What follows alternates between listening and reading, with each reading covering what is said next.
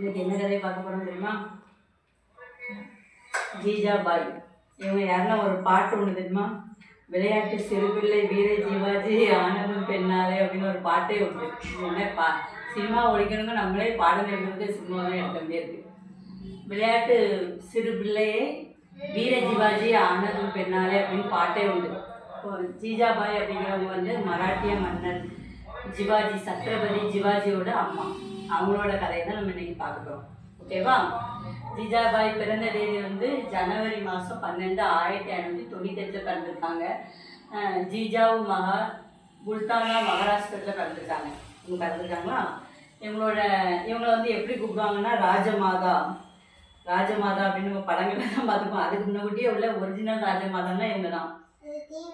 ஆமாம் ஆமாம், இவங்க வந்து ஒரிஜினல் ராஜமாதா. அப்படின்னா ரொம்ப தைரியமான பொண்ணு இவங்க அப்படின்னு. ரொம்ப தைரியமானவங்க, ரொம்ப அறிவானவங்க. இவங்களுக்கு வாழ்க்கை துணை பேர் வந்து ஜாஜாஜி போஸ்லே அப்படிங்கிறவரை கல்யாணம் முடிச்சு கொடுத்தாங்க. நம்ம யாராவது ஜீஜாபாய் கல்யாணம் முடிச்சு கொடுத்தாங்க. ஜீஜாபாய் கல்யாணம் முடிஞ்ச உடனே இவங்களுக்கு வந்து 6 பிள்ளைங்க பிறக்காங்க. 6 பெண் பிள்ளைங்கள் பிறக்காங்க. அப்போ வந்து அதுக்கடுத்து ஒரு பையன் பிறக்கான். அதுக்கப்புறம் யார்? சம்பாஜி. அந்த பையன் மூத்த மகன் பேர் வந்து சம்பாஜி. நல்ல நினச்சிட்டு மூத்த மகன் பேர் ஜம்பாஜி. 2வது மகன் பேர் தான் ஜிவாஜி. அப்போ இந்த 6 பெண் குழந்தைங்களும் என்ன பண்ணுறாங்க? இறந்துடுறாங்க. அப்போ இருக்கிறது யார்? சம்பாஜியும் ஜிவாஜியும் அவங்க தான் இருக்காங்க. இப்போ நம்ம ஜிவாஜிக்கு வந்து கரெக்டாக 3 வயசு இருக்கும்போது வந்து இவங்களோட அப்பா வந்து துர்கா அப்படிங்கிறவங்க, அவங்கள வந்து 1630 வந்து துர்காபாய்ங்கிறவங்க வந்து 2வது தடவை கல்யாணம் முடிச்சிட்டாங்க. கல்யாணம் முடிச்சு இந்த குடும்பத்தை பார்க்கவே இல்லை. அப்படி இவர் குடும்பத்தை விட்டு விலகிட்டார். விலகி இந்த 2வது பையன், ஃபஸ்ட்டு பையன் சம்பாஜி இருக்காங்கன்னா அவங்க மட்டும் இவங்க கூட இருந்தாங்க. இப்போ சிவாஜியை வந்து வளர்க்கிட்ட முழு பொறுப்பும் யார்கிட்ட இருக்குது? ஜீஜாபாய். அவங்க வந்து யாருக்குமே ரொம்ப தைரியமானவங்களாம். அப்போ இவங்க பிள்ளைய வந்து நம்ம நல்லபடியாக வளர்க்கணும், நல்ல போர் வீரனை ஆக்கணும் அப்படிங்கிறது இவங்களுக்கு ஒரு லட்சியமாக இருக்குது. ஆனால் இவங்க குடும்பம் ஒரு அரச குடும்பம் கிடையாது. இப்போ இவரோட வாழ்க்கை துணை வந்து இவர் வந்து என்ன பேர்? ஜாஜாஜி போன்ஸ்லே வந்து இந்த முகலாய மன்னர்களில் வந்து ஒரு படை தளபதியாக தான் இருந்திருக்கார். அரச குடும்பம் கிடையாது. அப்போ ஜீஜாபாய் வந்து நம்மளோட பையன் வந்து பயங்கர தைரியசாலியாக ஆகணும், போர் வீரன் ஆகணும், அரசன் ஆகணும் அப்படின்னு ஆசை இருந்துச்சு.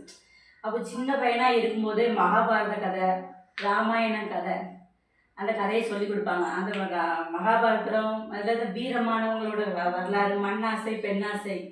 பெண்ணாசை வந்து ராமாயணம், மண்ணாசை வந்து மகாபாரதம். இதெல்லாம் நல்ல விளக்கமாக சொல்லி கொடுத்து வந்து ஒரு நீதிமானாக வளர்க்காங்க, போர் வீரனாக வளர்க்காங்க. சின்ன வயசுலேயே வந்து ஜிவாஜி என்ன பண்ணுவாங்கன்னா, இப்படி ஒரு அட்டை கட்டிட மாதிரி கட்டி அந்த கட்டிடத்தை போய் நீ ஆக்கு மடிச்சிட்டு வா அப்படிங்கிற மாதிரி ஒரு பயிற்சி கொடுப்பாங்க. சும்மா விளாண்டுட்டே இருக்கும்போது அப்படி விளாண்டுட்டு அந்த கட்டடம் உனக்கு தான் அப்படிங்கிற மாதிரி சின்ன வயசுலேயே ப்ராக்டிஸ் அப்படி கொடுத்து தனியாக இவங்களுக்கு ஒரு போர் பயிற்சிகள் சொல்லி கொடுக்கறதுக்கு ஒரு பெரிய பயிற்சியாளரை வந்து யார் வச்சுருக்காங்க? ஜீஜாபாய்.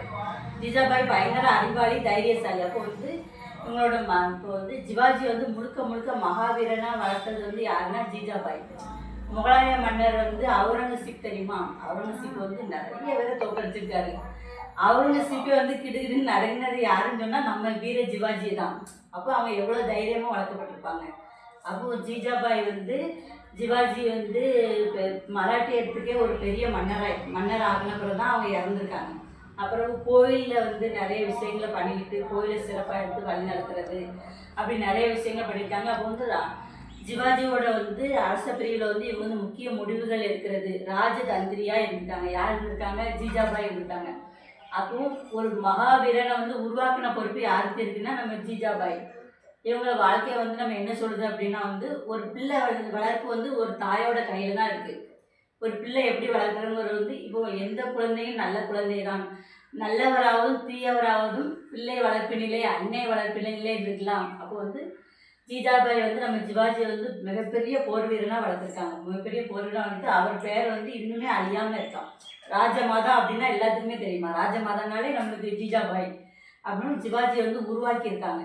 உருவாக்கி பெரிய போர் வீரனாக கொண்டு வந்திருக்காங்க. அப்போ வந்து பெண்கள் நினைச்சா முடியாதது எதுவுமே இல்லை. இதில் இருந்து என்ன தெரியுது? நம்மளும் நம்ம குழந்தைகளுக்கு வீரமான கதைகளை சொல்லி நல்லபடியாக வளர்க்கணும். ஓகேவா?